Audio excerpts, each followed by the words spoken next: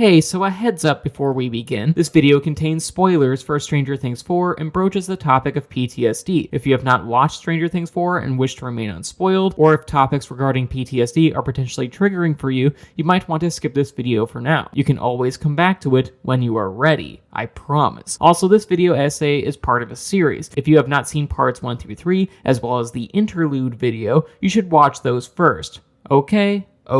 Nostalgia is a powerful force. As mentioned in my previous Stranger Things video essay, nostalgia, whether it be over a product, movie, game, candy, fashion style, or setting, can be incredibly powerful in how it can form an emotional connection with those experiencing it, transporting people to a seemingly happier time of their existence that they get downright wistful over, like how Rolos remind me of road trips with my mom, or in how Mountain Dew Code Red reminds me of Halo LAN all-nighter parties back when I was a teenager, because no way was school going to prevent me from playing Halo all night. And with these items, among others, it's easy to get nostalgic over past happier times. It's understandable how we can get reminded of more positive memories. However, nostalgia has an opposite. It has a yin to its yang, a Joker to its Batman, a Gina Carano to its Pedro Pascal. And that opposite to nostalgia is arguably PTSD. See, PTSD strands its victims in the past. When a person experiences a traumatic event, PTSD often haunts them for the rest of their lives. In fact, for years and decades following a painful event, PTSD can cause victims to emotionally re-experience those memories.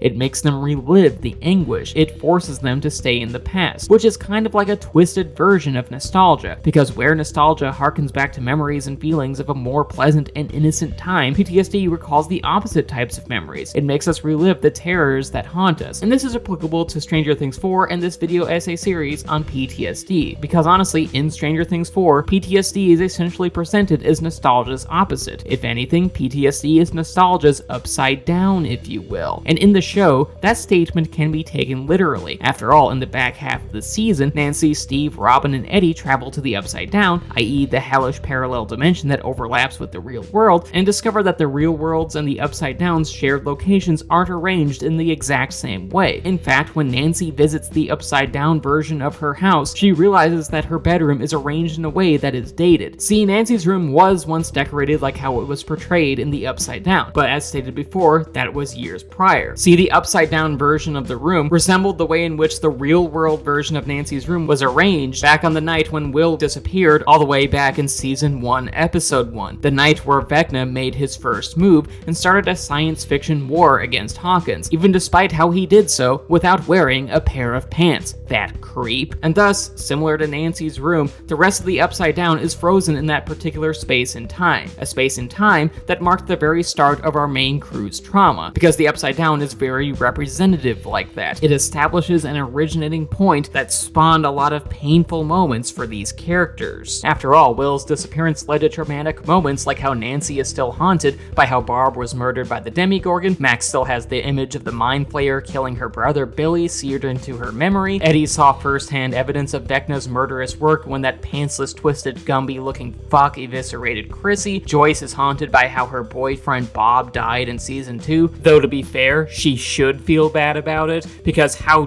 dare she let Sean Astin die? He's a fucking treasure, damn it. And the rest of the Hawkins crew, while not necessarily as traumatized, had their lives forever altered and endangered in the time following Will's kidnapping back in Season 1. It was just a pivotal moment that kickstarted a chain of events that eventually traumatize our young protagonist, just like Watership Down, because wow, that was not a fucking kids movie. And thus, Will's disappearance marked the start of all these characters' collective trauma, as well as a moment they all look back on with anguish, which ultimately causes the Upside Down to be a symbolic representation of PTSD, a true opposite of the show's more nostalgic inclinations, because with PTSD, our heroes are trapped with painful past memories rather than happier ones. Admittedly, some of our protagonists have traumatic baggage that occurred before Will's disappearance in Season 1. In fact, Hopper torments himself over his daughter's death because, he views her passing as his fault, and Elle is mentally burdened by her past after Vecna's murderous rampage back when she was a young child, a time where Vecna was BN, which means before naked. But these traumatic events still complement all the other ones in the show. After all, Stranger Things 4's big narrative and thematic through line is PTSD, so it's okay if some of the characters have other traumas extending beyond the moment of Will's kidnapping. Hell, Elle's PTSD is still connected to the events of the Upside Down since it involves Vecna, i.e. the literal monster that targets people with PTSD, so it all still fits. It makes sense. Regardless though, trauma is a bleak and overbearing asshole, both in Stranger Things and in real life. It's basically like a black hole that sucks the hopes and dreams out of its victims, just like the DMV. And speaking from personal experience, having PTSD is not exactly the greatest time. Yet I must say, nostalgia can act as a treatment. In fact, nostalgia can counteract trauma, because truly nostalgia is PTSD's inverse. After all, those of us with PTSD may remember and re-experience the worst moments of our lives over and over again, but on the flip side, products and other items that can rejigger some happier memories of our lives can counteract those more dour feelings. And in Stranger Things 4, we see this a lot. In terms of the three characters I covered on previous videos, Max listens to Kate Bush's Running Up That Hill, i.e. her favorite song, in order to stave off Vecna's attack. Elle associates Eggo waffles with Hopper's kindness and fatherliness. Wait, is fatherliness a word? Because if it's not, it fucking should be. And Hopper dreams about escaping Russian prison and returning to Hawkins so that he can attend a local restaurant, all because it reminds him of a better time back with his new family,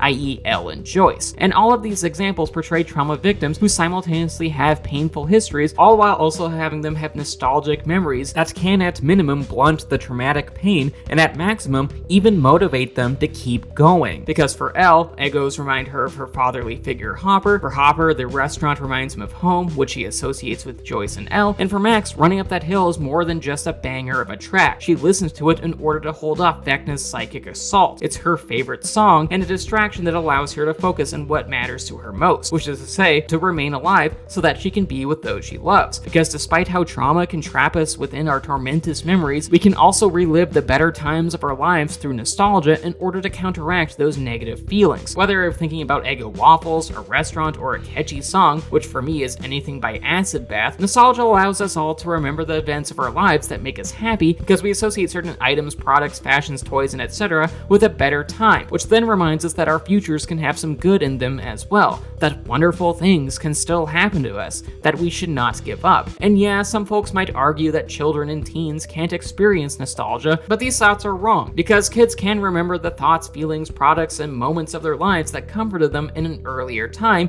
even in the face of trauma. They can recall a better era of their existences. However, nostalgia can only counteract trauma so far. While fond memories of music, food, and family can be helpful, these are only distractions. They're a way to divert your attention away from your demons rather than directly addressing those said demons head on. They're a way to distract victims from the figurative, or in Stranger Things 4's case, the literal trauma monster as represented by Vecna, a being that, let me remind you, is literally stuck in a world that represents the starting point for many of our characters' traumas. But still, experiencing the high of nostalgia and wistfully reflecting on better past memories just do not fundamentally alter the way in which a victim approaches their trauma or reframes their relationship with PTSD. While sure, watching longtime favorite movies or listening to fondly remembered songs and albums is a good tool when weathering a mental health episode, or can help PTSD victims weather a figurative internal storm, they do not always directly address the underlying issues. They are just treatments of the symptoms of the illness rather than the remedy for the illness itself alone. And this is true for our characters in Stranger Things 4 as well. For Max, Elle, and Hopper, nostalgia provides comfort by reminding them of happier past events, and in Max's case, it protects her from the green trauma deviant that endangers her safety. But even with that said, these trio of characters still have their work cut out for them. Max and Elle still have to face Vecna, and Hopper must confront his own low sense of self-worth, his own depression. They still have to confront their traumas head on. And with that, that was the video. I hope you enjoyed it. Please leave a like rating, share, subscribe, ring the bell, and leave a comment telling me what you think of Stranger Things 4 and this essay.